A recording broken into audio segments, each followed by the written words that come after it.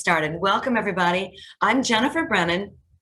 I'm the horticulture information specialist here at Chalet. And as of the 17th, which is next week, it's the next week, I will have been at Chalet for 30 years. Oh my goodness.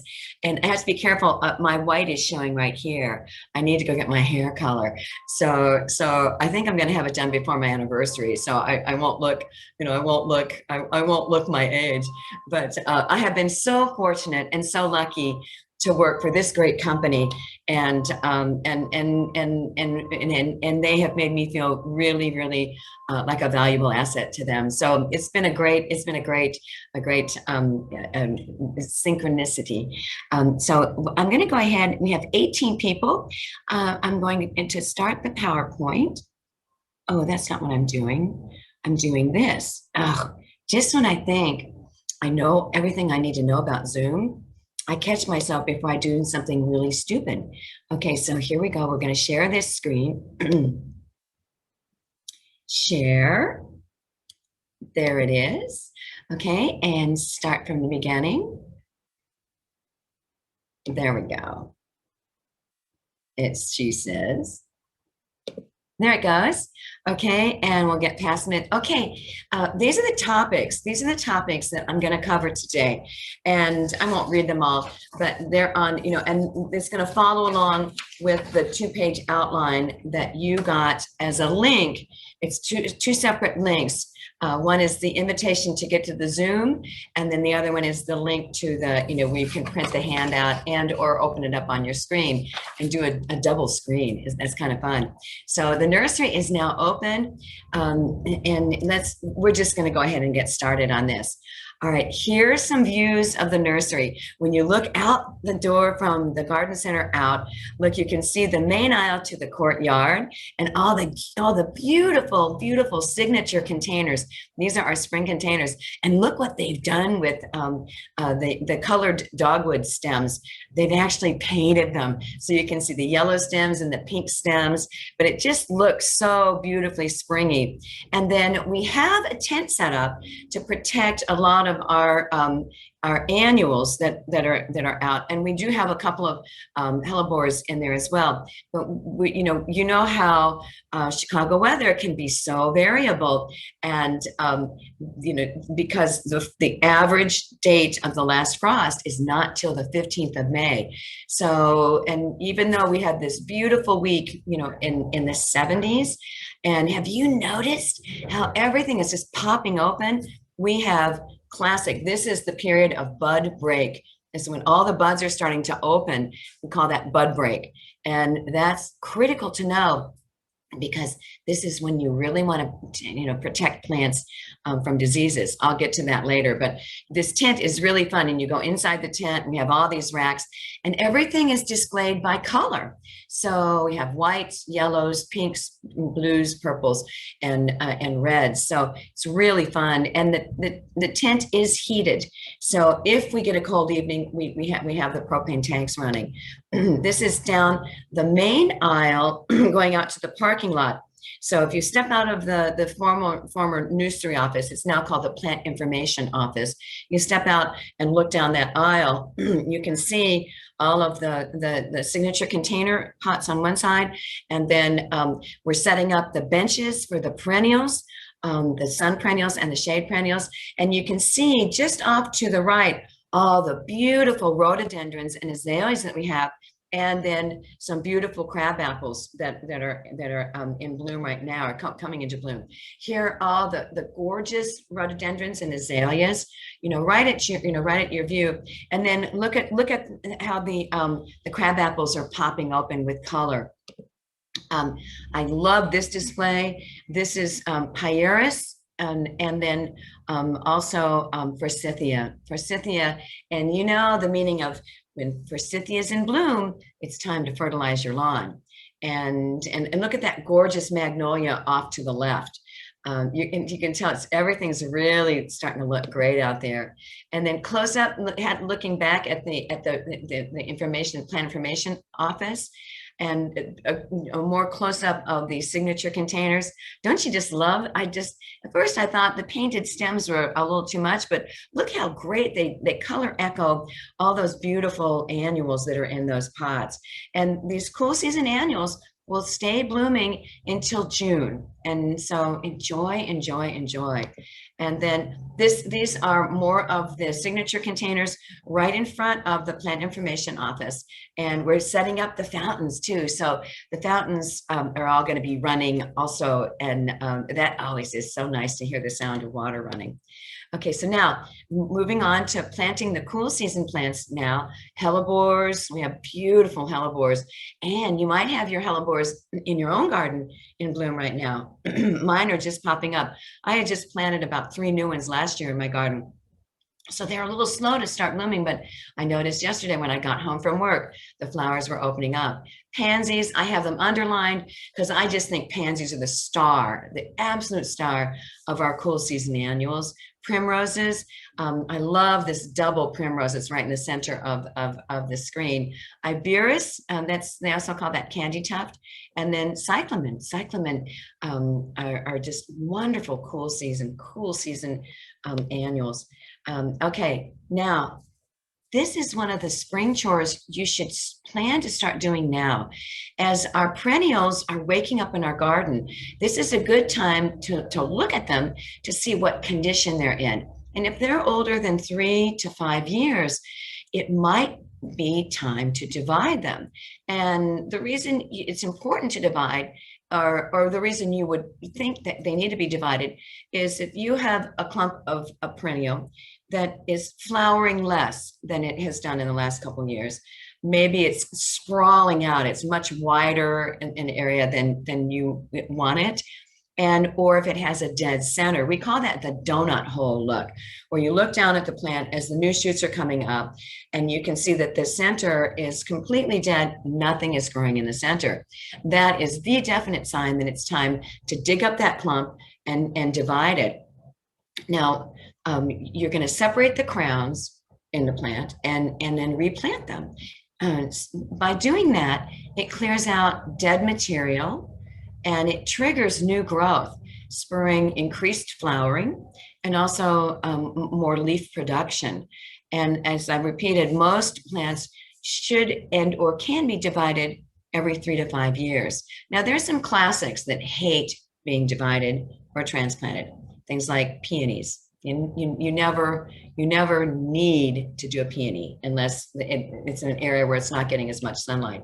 But this is a great example. I believe these are I should know what these plants are.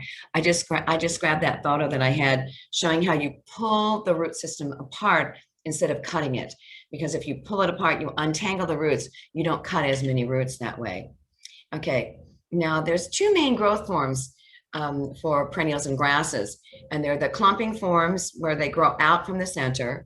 And then they're the spreading runs. And they actually have runners that are either underground roots or stems that just grow right along the surface of the soil. And then wherever it roots in, new plants can form. So this is a lamium, which is a classic spreader, a classic runner. And then this is actually a sedum on the left. Okay, now the key to timing, this is a sedum, and you can see how it's falling open in the center, and it doesn't have a lot of flowers in the center. And if you would look right down in the center of that plant, you'll see that there was a dead center, right there. Now, the reason you want to do your timing, you want to get these plants divided and replanted before the environmental stressors occur. And those are the heat of summer and then the dry spells that we have. So that's why now is the time, excuse me. And to minimize the loss of blossoms, you want to transplant or divide summer and fall bloomers in the spring and spring bloomers like this columbine in the fall. So the summer and fall bloomers are things like this beautiful phlox. And so for the steps for dividing, you want to dig up the entire plant. And you can see how this daylily was completely dug up out of the ground. They lifted it out of the ground, set it on the lawn, and then they used a spade, and it's a flat spade to just slice it down the middle. So that's dividing the plant. Then you want to remove or trim off any excess green matter. When I'm talking about green matter, see the picture down on the lower left. This is a daylily, and you can see after it was divided out, this one crown was the foliage was trimmed off, and by doing that, that actually helps make it easier on the root system. So the root system doesn't have to support as much top growth. So that's the technique for doing that. The irises over here on the lower right, you can see how, just taking a knife to cut the tubers apart, and then, and actually I shouldn't have put that picture in, because the irises bloom in the spring. So we shouldn't do those until after they finish blooming in July and August. So I should not have put that picture in. I just realized that. Okay, so after you've trimmed off all the top growth, then you're going to replant them and then water well. And then make sure to watch the rainfall. If we don't get adequate rainfall, you want to water them at least once a week, giving a really good soaking. If it's more fibrous rooted plants, you want to water two times a week, 2 to 3 times a week for the first 6 to 8 weeks. And that's like treating them like intensive care patients. These are examples of perennials that can be divided right now. And I don't know why I didn't do this alphabetical, but like irises, eupatorium, the Achilles, Veronica, Solidago. This is on your list. I'm not going to read through the whole list of it. And then grasses and sedges that can be divided right now. Any carex, any of the Calamagrostis, Spirabolus, Bouteloua, and panicums, in particular. So here we go. Now, moving on. Okay, the most common question is, how can I fix my lawn? And I'm sorry we didn't announce this, but yesterday I was live on Channel 11 Morning News, Channel 7, 11 a.m. Morning News with Tracy Butler. And we were talking about how to take care of the lawns, and then also how to repel the animals, and to keep the rabbits in particular away from your plants as they're coming up this spring. And then I'm going to go back on a little bit later this month to talk about the cicadas that everyone's trying to scare us about. Don't worry, we're not going to have the 17-year ones here. We're brood 13, and what's emerging this year is brood 10. So the only place in Illinois for those cicadas is right along the eastern border next to Indiana. So don't worry about those here. Now, for the lawn, I put the photo on the photos of the forsythia and the lilac, because those are your coincide plants to watch, to give you the cues of when you should do things for your garden. So when you see the forsythias in bloom, and guess what? They're in bloom everywhere. They're so beautiful because we had such a mild winter this year. So they just look lovely, lovely, lovely. And so once they're in bloom, that means our soil temperatures are above 45, actually 47. So, so the grass is actively growing. And so this is when you want to get your spring fertilizer and your pre-emergent, applied.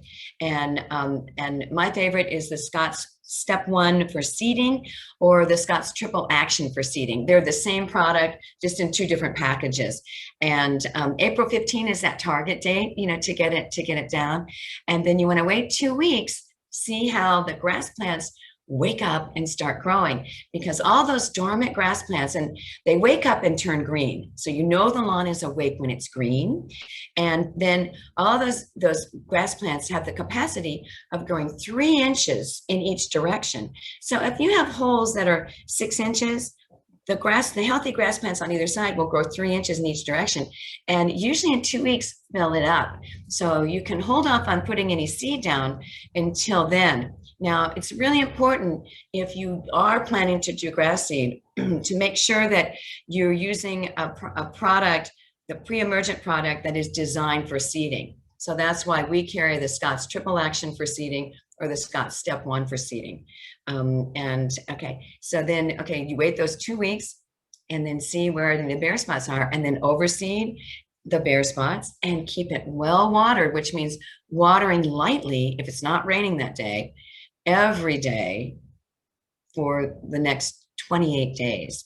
Now, it's the only time we ever tell you to water your lawn every day. It's just when you have seeds starting. The reason you want to do that is when you have a good mix of grass seed, and you want to have a mix for a healthy lawn. And it's a mix of bluegrass, Kentucky bluegrass, perennial ryegrass, and creeping fescues, creeping red fescues. And the fescues and ryegrasses germinate in 10 days when our soil temperatures are in the 40s like this. And the bluegrasses take 21 days to germinate. So the bare spots are going to look green in 10 days, but don't stop watering, because you still want to, keep it nice and moist as the bluegrass is germinating. And then as baby plants, they don't have an extensive root system. So you can't ever let them get dry. If you ever let them get dry before the roots get down into the soil and established, then you got to start over. So always remember that for success with seeding, you have to keep it consistently moist. Now, the reason I have the lilac is lilacs are in bloom when the soil temperatures are 57 degrees.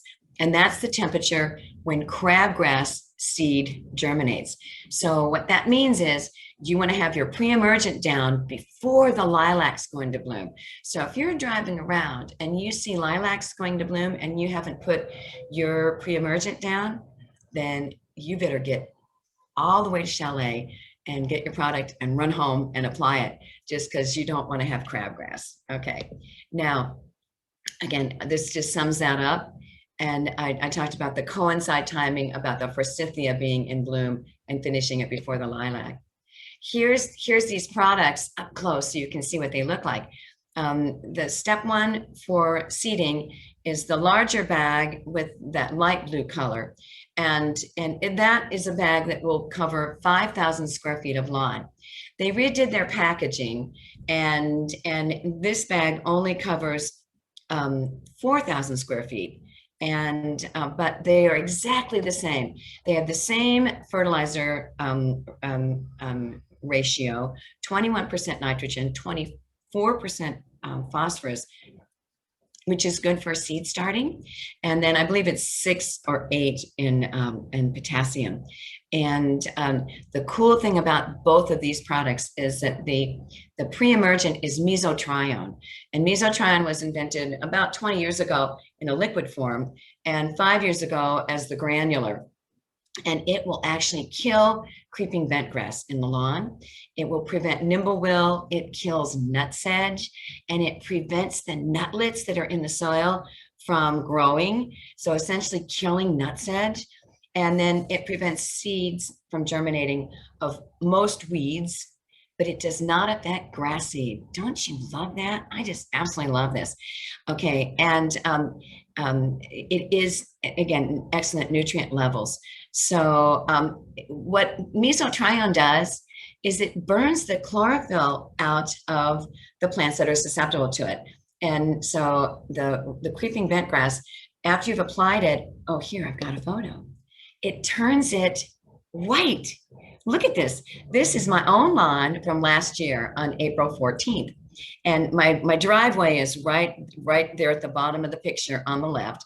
And you can see that clump of creeping bentgrass.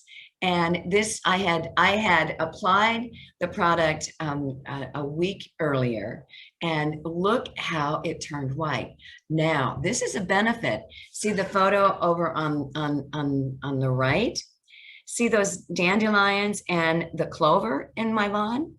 See how they got dinged up? I call it dinged up because the mesotrione burnt the chlorophyll out of those too.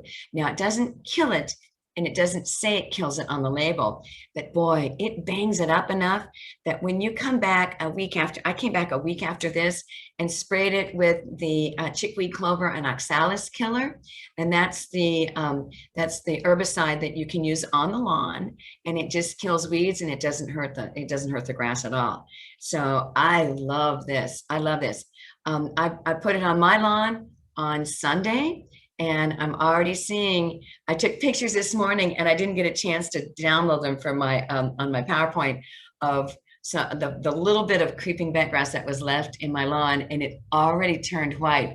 So I put it down on Sunday and watered it in. I watered it in. So Sunday, Monday, Tuesday, Wednesday, Thursday, 4 days later, and it's already burning it out. Love the stuff. Okay, and here's what it did to Creeping Charlie. Creeping Charlie up on the left, and then a dandelion down below. So it's not on the label, but look how it really affects it. This is the calendar for lawn care in Chicagoland. And we hand these out, you know, these are available at the diagnostic desk for anyone that wants it. And I give Bill Leuenberger, this is 20 years ago. This is Bill Leuenberger and I, 20 years ago, and 20 pounds ago for me. We used to always do the lawn care lectures together. And he's retired. He left me. He abandoned me. But he's the one that talked me into putting this calendar together. And people love it because they can put it, you know, they can have it and check it each month to make sure they've done everything they need to do for their lawn. Now, the cool thing is, and just so you know, to have the best lawn on the block, and to do the best for your lawn, you want to fertilize 4 different times, and at the active time that the lawn is growing. So Easter or April 15, Easter moves around in the map. So I like to go on tax day, which is April 15. Then the second application is Memorial Day into the first 2 weeks of June. The third application is Labor Day into the first 2 weeks of September. And the last application is Halloween into the first 2 weeks of November. And that says this on this calendar. Okay, and now I decided to put, this used to be on the back side of our seed bags. And so you can see, this is how thick to spread grass seed on any bare surface. And the very left is too light. The very right is too heavy. If you do it too heavy, all those seedlings germinate and they outcompete each other. They choke each other out. And the middle is just right. Well, Bill Leuenberger, when I noticed that it's the same as the poppy seeds over at Irving's, you know, Red Hot from Red Hot Lovers, or Red Hot Lovers. This is Andy, the owner of Irving's, and he let me go. That was my lunch. That's my jumbo. Guess what I'm having for lunch today, you guys? I was so busy I couldn't fix my lunch, so I'm gonna go get a jumbo. And Andy let me go behind the counter and take a picture of the Rosen's buns, so I could use this in my I have in my PowerPoint for my lawn lecture. And so, but see, it's the exact same. So hands on. Go in there and tell them that Jennifer sent you in to get a hot dog, and so you can see how thick to spread your grass seed. They love it. They love it that I do this. Okay, so now early season turf diseases. This just came in 2 weeks ago. This is called dollar spot, and this was active last fall. So I'm sure this inoculated these grass plants, and a customer brought these samples in. I've showed these this the last couple of weeks, but and now is the time to treat with a systemic fungicide. And then that includes Immunox, Infuse, and then the BioAdvanced fungus control for lawns. And these are all hose-in sprayers. You want to start spraying in the first week of May. That's when the cell temperature is just right for the fungus, and it's Pythium and then Rhizoctonia and then Magna Porta. That's when they're active, and they either inoculate the root system, the crown, or the blades of the grass. Dollar spot only affects the blades of the grass, so it's an easy one to take care of. But you want to start spraying all of these systemic fungicides last 14 days. So you spray every 2 weeks, May 1st, May 15th, and May 30th. If we stay rainy, then and then one more time in June, and that will prevent those grass plants from getting inoculated, and then those brown spots won't show up in July and August like we've been seeing the last several years. Now, boy, everybody, guess what came in this morning? I've been getting these nonstop. These are the boxwood samples are coming in. People think that they're it's winter damage, And here that see, and it's actually, this is actually the leaf miner. And you can see how instead of just being totally yellow, they're more blotchy. I'll show this at the end as well so you can see a bigger one. But when I peel open the leaf, I can see these, the larvae inside the leaf. And then they're actually pupating right now. And then this is the pupa in the center. And then they turn into the adults and chew their way out. And then these little tiny gnats fly above the plant. They mate and then lay eggs on the new growth that's going to start in the end of April, early May. And I've shown you this a couple of times. For some really silly reason, every time I fix it, it does this sideways. Oh, I didn't want to do that. Let's go back. Okay. I have to put this on here. And this is the video I took of this. So you can see when you peel this open, you can see these larvae are alive. See them wiggling? See them wiggling on the screen? And then I'm doing a close-up showing the leaf that's peeled open. And then I'm going to scan out and you can see how the leaves look really blotchy. See, it's real blotchy and lumpy, and you can see where the larvae have this burrowed through underneath on those leaves. Okay. Oh, we don't want to do that again. Sorry about that. There we go. Now, the boxwood psyllid are going to start hatching. And with these warm temperatures we've just had, the adults, I'm sure, have emerged from under the bud scales on the plants. And they're going to go out to the new growth that's going to develop and then lay eggs. And then these larvae will hatch and then start sucking the juices of the plant and cause those leaves to cup up. So you want to use the systemic insecticides. Now is the perfect time. Bayer Advanced, or Bio Advanced, the name has changed, invented this great product. It's a systemic insecticide that stays in for 12 months. And then Bonide also has it available. And you mix this at 3 ounces per foot of plant height, adding it to a gallon of water, and then pouring it right where the trunk's going to the ground. So for boxwood, we don't want you to crawl under the boxwood. Just walk over to the center and pour it right through the center of the plant so that runs right down the trunk and saturates the root collar. And the root collar is where the trunk goes into and attaches to the root system. It's an excellent product. That product will also take care of viburnum leaf beetles. And this moved into the area 5 years ago. And this is, I've said this and I keep talking about this over and over because I really want people to understand this. This is one of the worst insects. It's not one of, it is the worst insect that I have ever worked with in horticulture. It's an alien, which means there's no predators that will get rid of it. And the eggs are in the stems. You can see in the bottom picture, you can see how this, oh no, that's not the stem. But they will hatch. They usually hatch the first week in May, and these larvae come out. They can strip a plant of all its leaves. They love the nannyberry types, the Viburnum dentatum's. They can strip the leaves in 3 to 5 days. It's awful. It's absolutely awful. You can see the photo up here on the top, how they're chewing on the stem of this one. And this is the sample in the center. It was a stem, and all of these larvae were on that stem, eating through the bark and eating the stem away. And they had chewed all the leaves off. And so it's really awful. And the worst thing about this is that then the larvae, when they finish feeding, drop to the ground and pupate for 6 to 8 weeks. And then that in July and August, the adults emerge. The adults are actually smaller than the larvae, and they'll eat the leaves again, and then also mate and lay eggs. And then they fly around and spread to other plants.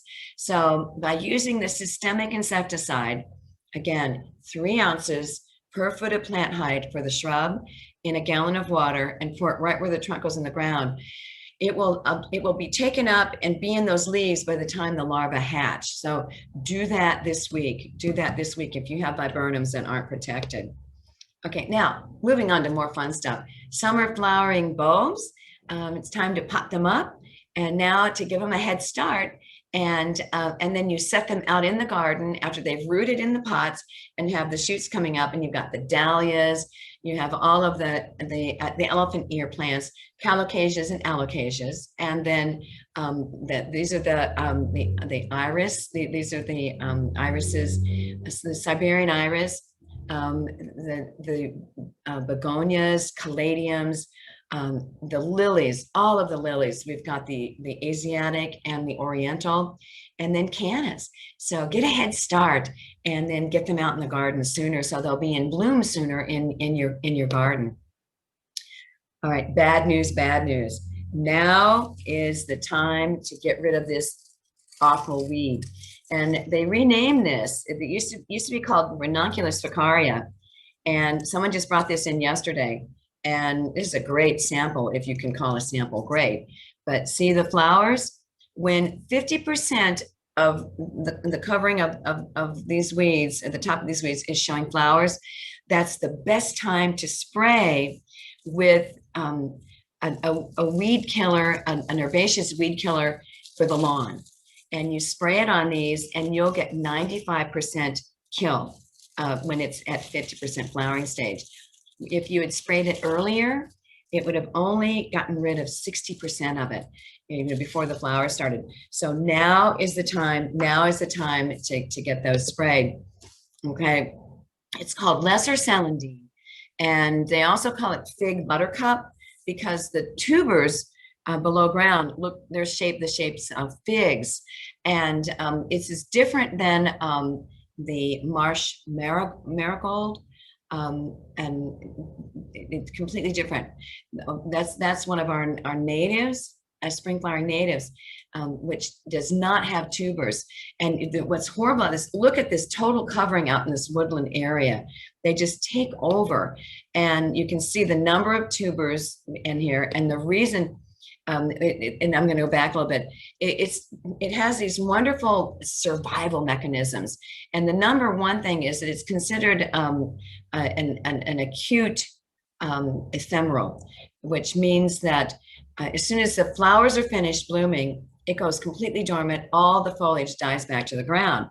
And what makes it so bad is that it has these bulbils, and see the bulbils up right at the axil of the foliage, and there's a close-up of it down below. When the plant goes completely dormant, you can see how all the foliage has died back, but all those bulbils were left to turn into tubers. So the plant just technically collapses. It's called an extreme ephemeral. And so you really want to get rid of this. And they've done research on it.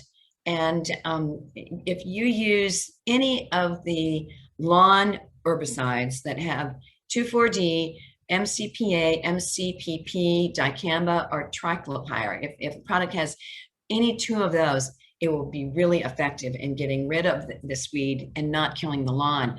And our products that we have here are chickweed, clover, and oxalis, Weed Beater Ultra, and then there's also one called crabgrass and broadleaf weed killer. There's another one that has a chemical called sulfantrazone, and it's sedgender. So you either use one or the other, don't use both. And then this was the research that showed about applying at bloom time, or if you applied it pre-flowering, you only got 60% control. And in their testing, if they applied early flowering stage, which would have been last week, you would have had 90% control. And this is treating 2 years in a row with glyphosate in a garden without lawn. But it works the same with the lawn weed killers. And if in early flowering, 90% control, and at 50% flowering, 95% control. So this, as soon as all this rain finishes, get out and spray it. And these are the products you want to either use: chickweed, clover, and oxalis. That's my favorite because it has the triclopyr in it. And then the Weed Beater Ultra also will work. A lot of people have that one on hand already because that's what we recommend when the soil temperatures are below 40. It's still effective during then. It's effective until the temperatures get up over 75. And you don't want to use it once the temperatures start going over 80 or 85. And because there's warnings all over these labels saying, do not use, especially in the springtime, if temperatures can go over 85, within 30 days of applying.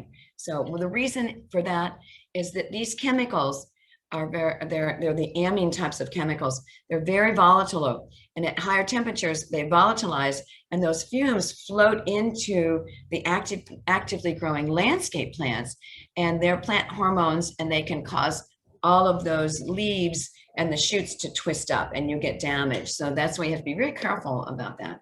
Now, glyphosate, it was the active ingredient in Roundup, and then and then replacements. I like to tell everybody about the Canada Health Report. Canada Health is the name of the organization in Canada that does all of their. It's like the CDC in the United States, and they sponsored some independent researchers to test all of the research on glyphosate, and their results came out January 21st, 2019. And they found that if following the directions and for application, there's no way that glyphosate can cause cancer in human beings. So I tend to respect science and an entire government's report of of Canada over all of the courts in California. So just now, if you don't want to use glyphosate, then the next best is a non-selective that is made with iron hetada, or it's a chelated iron, and it will kill the tops of the plants, but it does not kill the roots. So you'll have to reapply more often. But this is the next best thing that we have to sell.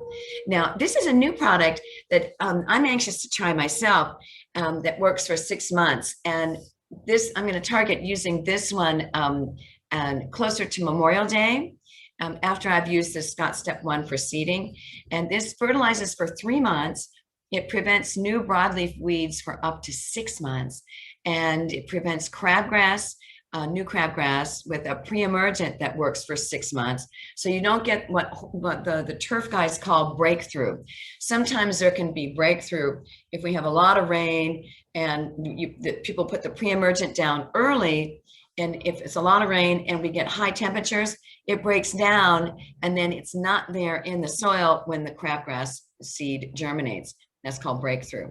So I love this because this is going to be there for 6 months. And it will also kill large crabgrass if it's there. And it's not there right now, but if you apply it later in the season, the crabgrass has already germinated and has grown a bit. This will kill it. And so then it also, the fertilizer lasts for 3 months. So it keeps greening the lawns for that.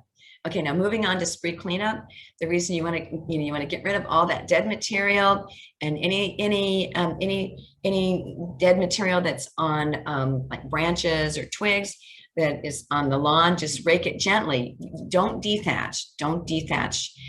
That's the worst thing you can do to a lawn right now. Just as the grass plants are waking up to go in and rip out all the thatch, you rip out half the roots, and it takes 8 weeks for the lawn to repair. So don't do any dethatching.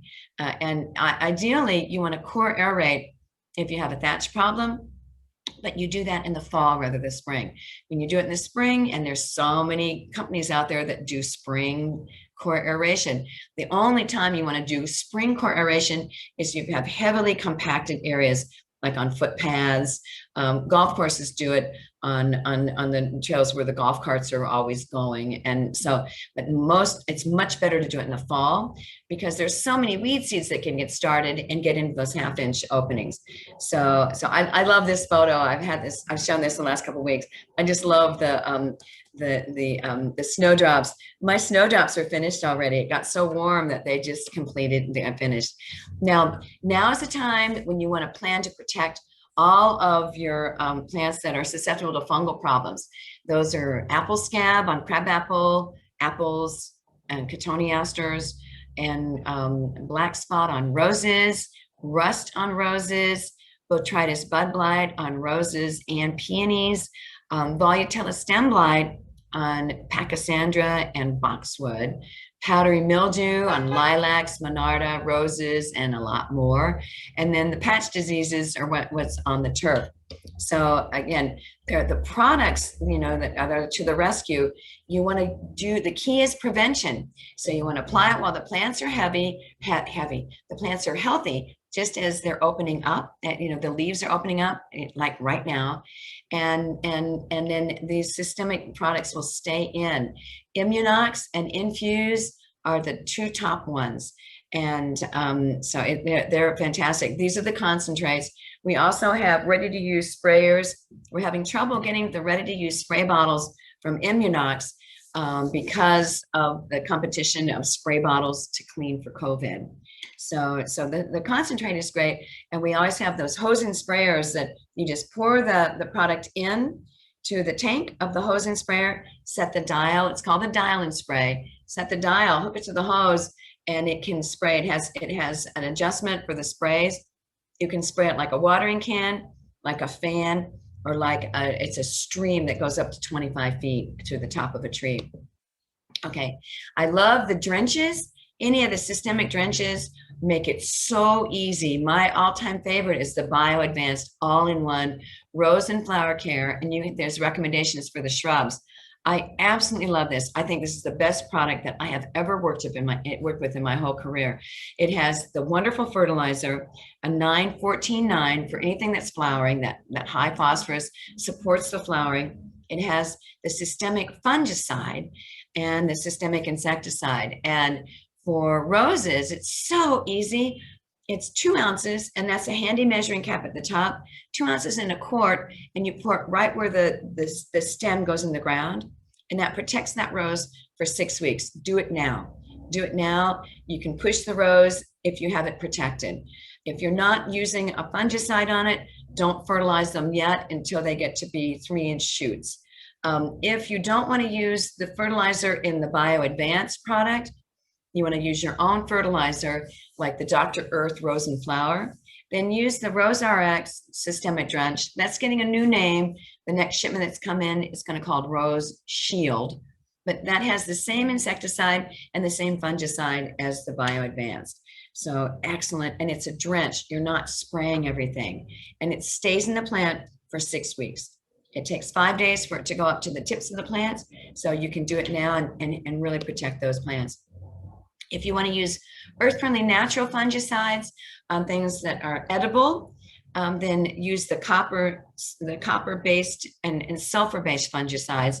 The 2 larger containers to the right are powders, and so you can either use them as a dust or you can use them as a spray. The problem with the spray is you have to keep the tank agitated to keep all those particles in solution it's called a suspended solution, and to keep, as you're getting to get an accurate application. I love the copper fungicide in the smaller bottle. We also have in a ready-to-use spray bottle.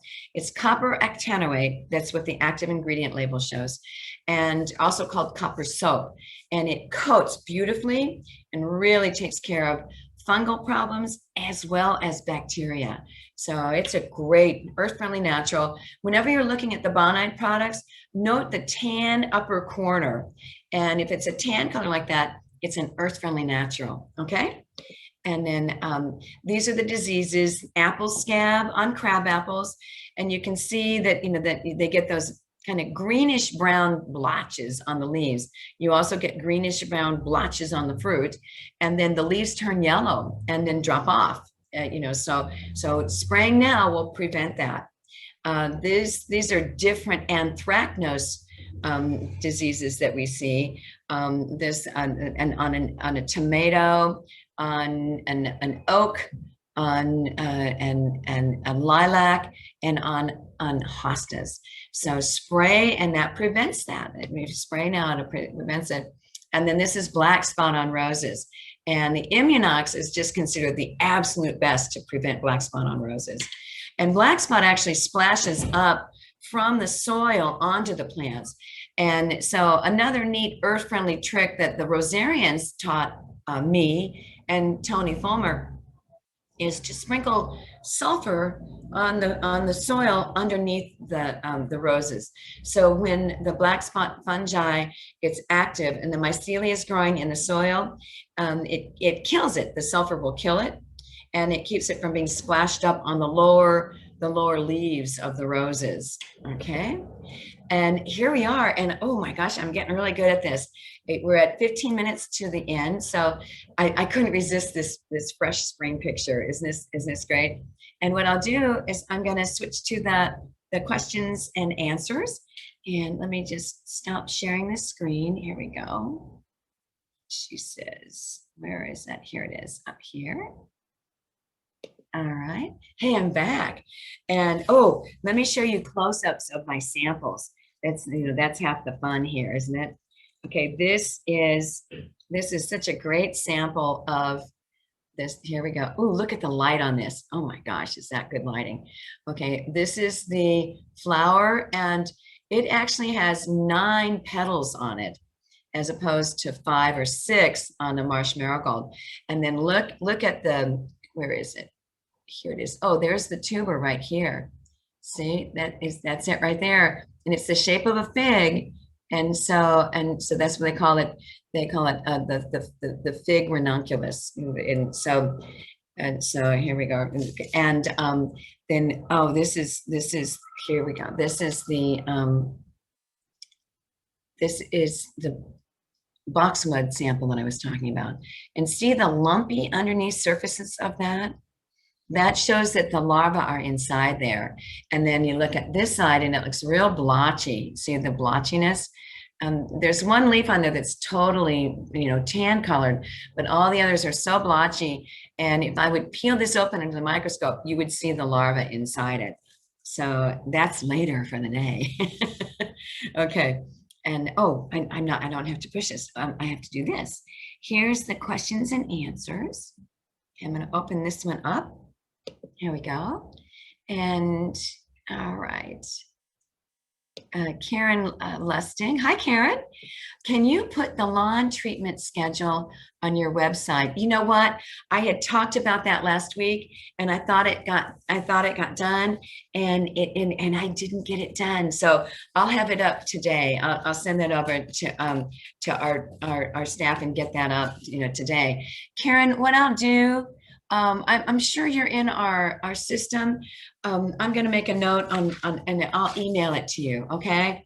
So if anybody else wants it, send me an email, jenniferb@shaleynursery.com, and I'll send you the lawn care calendar. So Karen, and it's Lustig. Okay. Thank you. And then this next one is, okay. Oh, it's Tanya. How much for BioAdvanced 5-in-1? You know what? I'll have to get back to you on that. I probably should have that, but I'll get back to you about that, Tanya. All right. Thanks. Great question.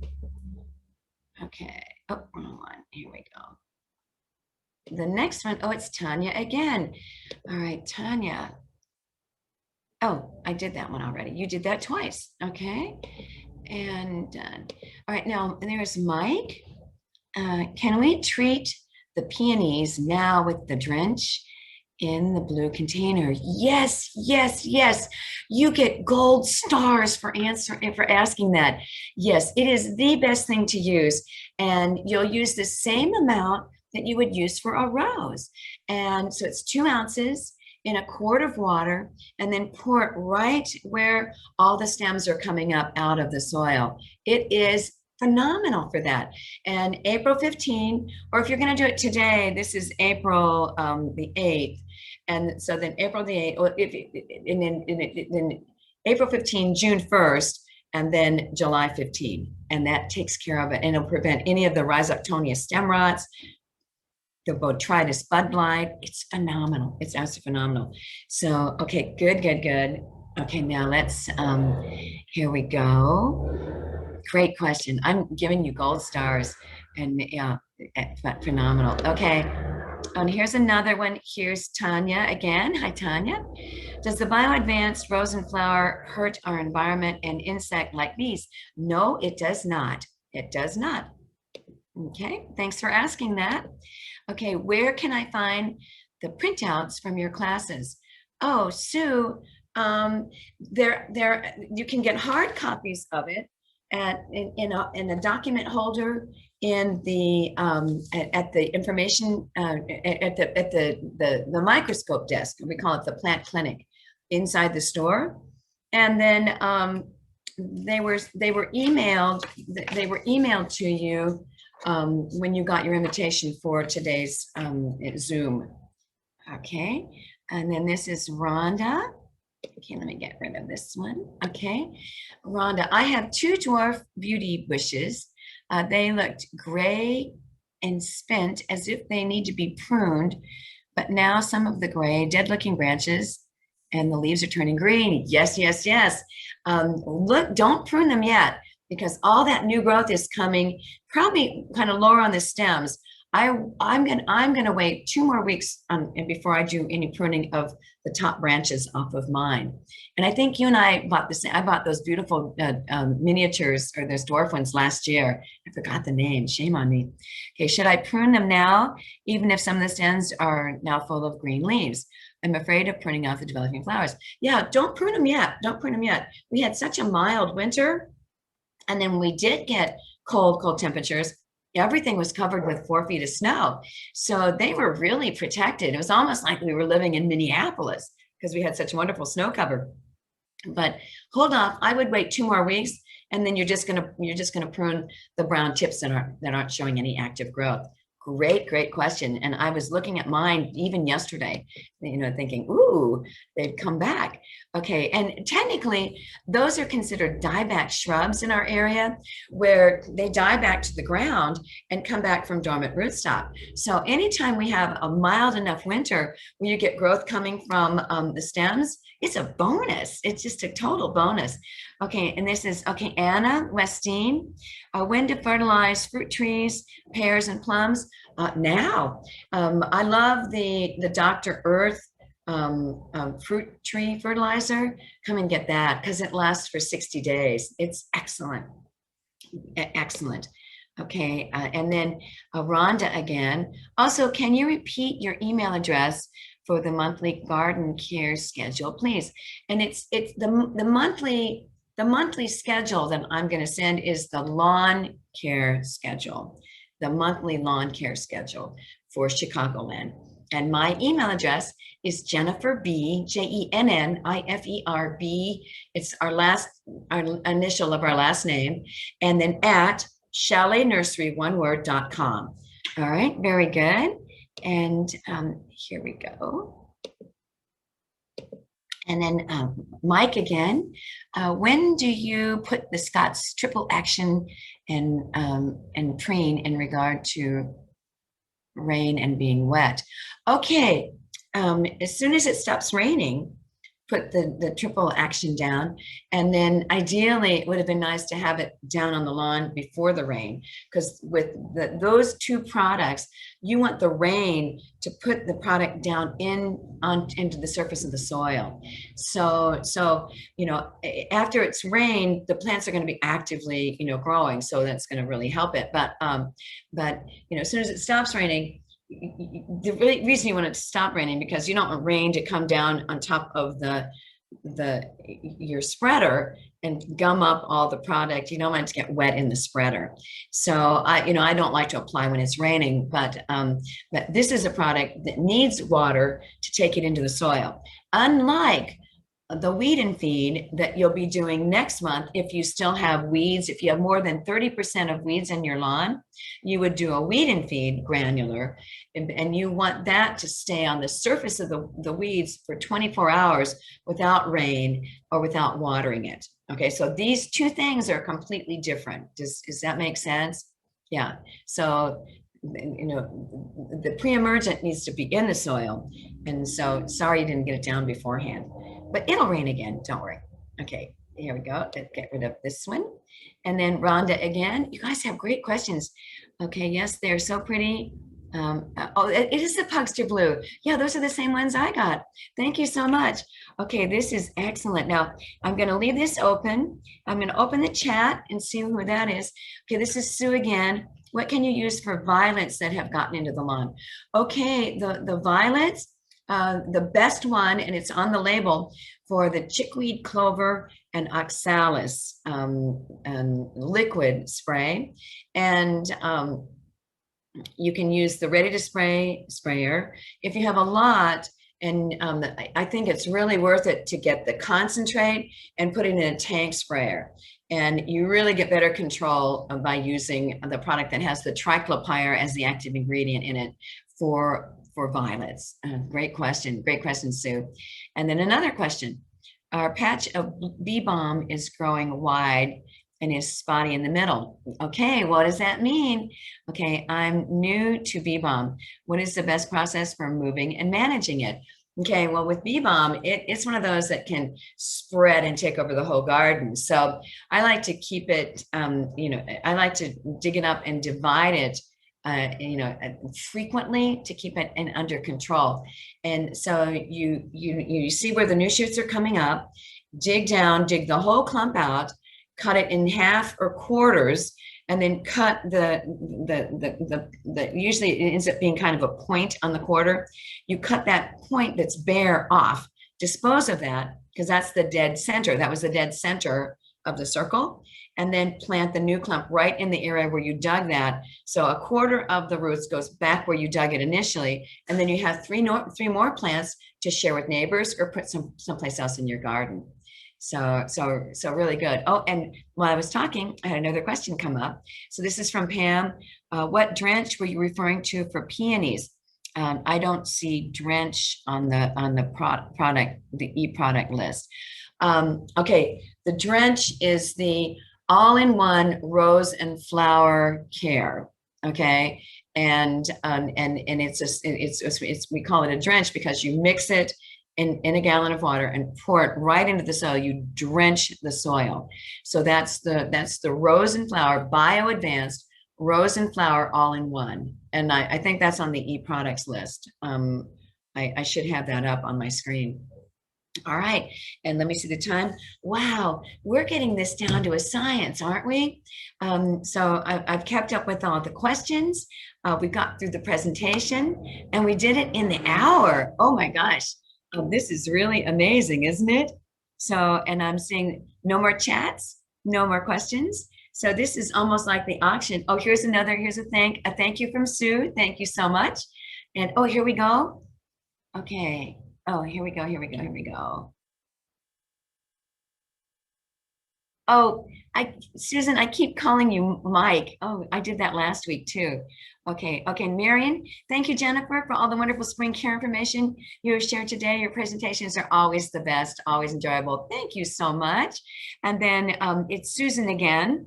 This is Susan, but the thing says Mike. I'm so sorry. When hosta gets a hole in the center, can I think you said that when hosta has a hole in the center, that means it's time to get it up and divide it. You know, dig up the whole thing, cut it into quarters. And I actually had a clump that I had to divide up last year, and it had gotten so large that when I dug it up, I almost needed a saw and I ended up cutting it into 8 different little slivers. And I put it in an area that in the shade that has always been kind of bare. And oh my gosh, it just looked absolutely lovely. It was really great. It was really great. So, okay, let me check to make sure if we have any more here. All right, coming down. Oh, here's an anonymous saying thank you. Thank you very much. And here's Susan again, hole in the hosta. Okay. And can I put it back together again? Oh, no. On that hosta question, Susan, you're going to divide it and then plant, one of the quarters back into the hole where you got it, and it will fill in. It'll grow like a weed. It'll fill in, and then just you move the other ones elsewhere or share with a friend. And then here's Tanya again.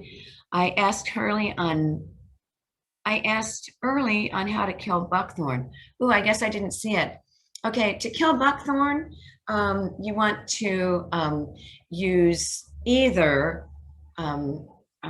glyphosate and spray the shoots that are coming up, and or you can cut the trunk and then paint even concentrated glyphosate on the cut surface. And that's the best. That's the easiest one that you can get a hold of, to take care of buckthorn. Okay. And we're good. We're good. We're good. All right, everybody. It is going to be 11 o'clock right now. And I think I'm going to say, this is another Sue saying thank you. You guys are great. Thank you so much. And thank you for being regular attendees. And let me make sure that I've got all these questions answered. I've got them all answered, and look forward to seeing you in the store, especially since the nursery's open. It is just absolutely gorgeous, absolutely beautiful. Come and visit, and very safe, outside in the open. Also safe inside. We're monitoring. We never allow more than 50 inside the store at one time. We have counters, and masks are always required, whenever you're in the store here. So very good, you all. 11 o'clock, I'm going to sign off. Thank you so much. Bye-bye.